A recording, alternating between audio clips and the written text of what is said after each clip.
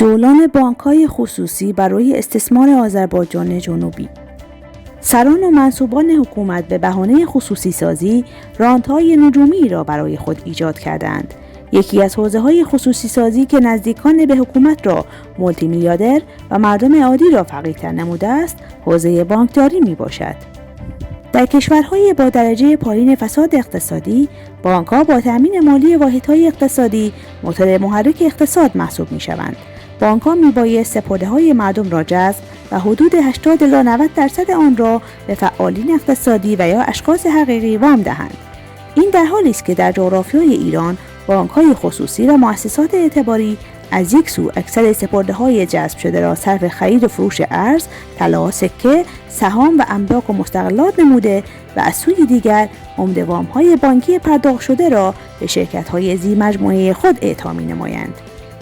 در واقع این بانک‌ها و مؤسسات اعتباری نه تنها نقش مثبتی در اقتصاد ایفا ننموده‌اند، بلکه زمینه را برای کسب رانت‌های نجومی برای عده‌ای معدود فراهم کرده‌اند.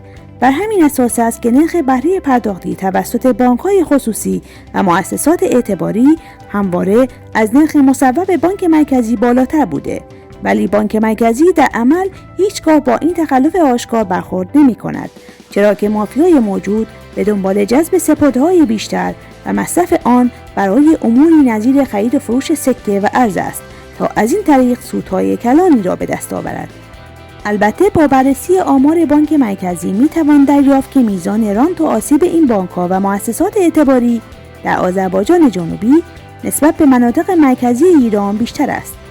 به عنوان نمونه در مهر ماه سال 1400 در آذربایجان شرقی میزان وام‌های پرداخت شده تنها به میزان 30% از سپرده‌های جذب شده توسط بانک‌های خصوصی و مؤسسات اعتباری بوده و 70% باقی مانده یا برای خرید و فروش ارز و طلا و یا برای سرمایه گذاری در سایر استان‌ها مصرف شده است. این در حالی است که در استان تهران حدود 78% از سپرده‌های جذب شده به عنوان وام به فعالین اقتصادی و اشخاص حقیقی پرداخت شده است.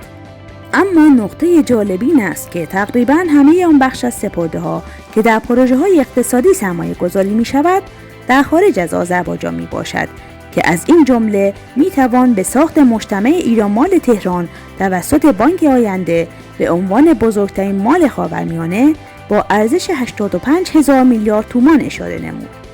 پروژه‌ای که ارزش آن 57 برابر بودجه عمرانی مصوب استان آذربایجان شرقی در سال 1400 می باشد. به طور خلاصه می توان گفت که بانک‌ها و مؤسسات اعتباری در آذربایجان جنوبی نه برای توسعه اقتصادی بلکه برای خارج کردن منابع پولی از این منطقه و بهره‌مندی مافیای حکومتی از رانت موجود تأسیس شده‌اند.